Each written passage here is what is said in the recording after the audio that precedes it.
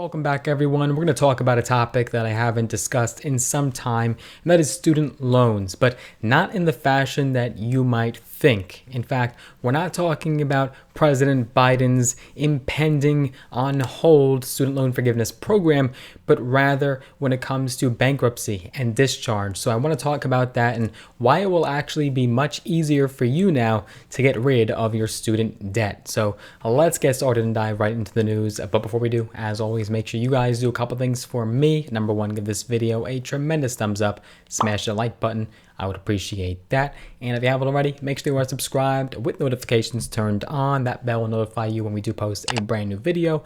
And the next cash giveaway will also be at 30,000 subscribers. So do keep that in mind. With that being said, let's get started and get right down to it. So you might be familiar with the fact that some eligible borrowers could actually use the bankruptcy process and system to have their student debt discharged, but that is extremely cumbersome and unlikely.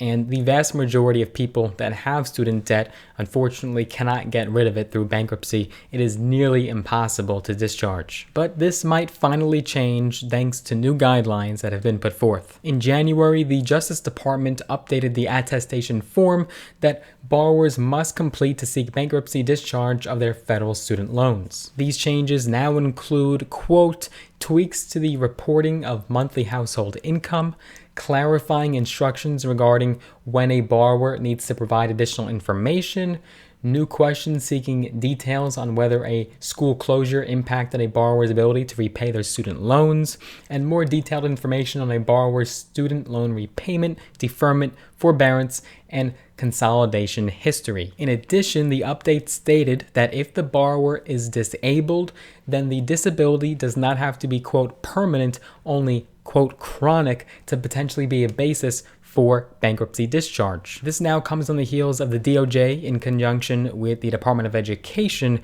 actually issuing new guidance to simplify the process and establish standards for borrowers who seek to discharge their federal student loans in bankruptcy last November. The DOJ said at the time that this will help ensure consistent treatment of individuals who look to seek bankruptcy. The DOJ said at the time that this will help ensure consistent treatment of the discharge of federal student loans. It will also help reduce the burden on borrowers who are pursuing such proceedings, and it will also help make it easier to identify cases where discharge is appropriate. According to Associate Attorney General Vanita Gupta in the November press release, quote, today's guidance outlines a better, fairer, more transparent process for student loan borrowers in bankruptcy, and it will allow Justice Department attorneys to more easily identify cases in which we can recommend discharge of a borrower's student loans.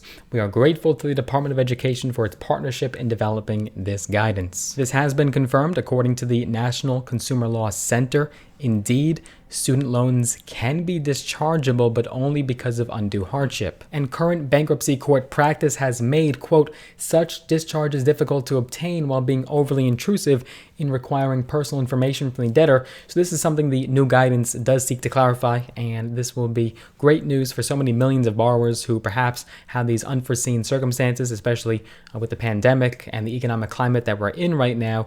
So having them have the ability to discharge this debt much easier and much more smoothly without jumping through all this red tape and these hurdles and bureaucracy, especially for vulnerable individuals such as those with disabilities, this is fantastic news, and I think it will help a lot of people. And this is also while we wait to hear from the Supreme Court in regards to Biden's student debt relief program. That's something that they are debating, and we'll hopefully have more updates and developments on that shortly. Now, it is important to note that these new updates are still fresh and they haven't necessarily been implemented in full yet, so it's hard to gauge their success and how effective they actually will be. According to Forbes, quote, borrowers interested in pursuing a bankruptcy discharge of their federal student loans should consult with a bankruptcy attorney licensed to practice in their state. And they also added that you can find a local bankruptcy attorney via the National Association of Consumer Bankruptcy Attorneys, or you can contact your state or local bar association for a referral. So just know that you want to have the right people on your side, people with experience and know what they're doing when it comes to actually tackling your student debt and trying to get it discharged. Now, there's no guarantee of having a discharge.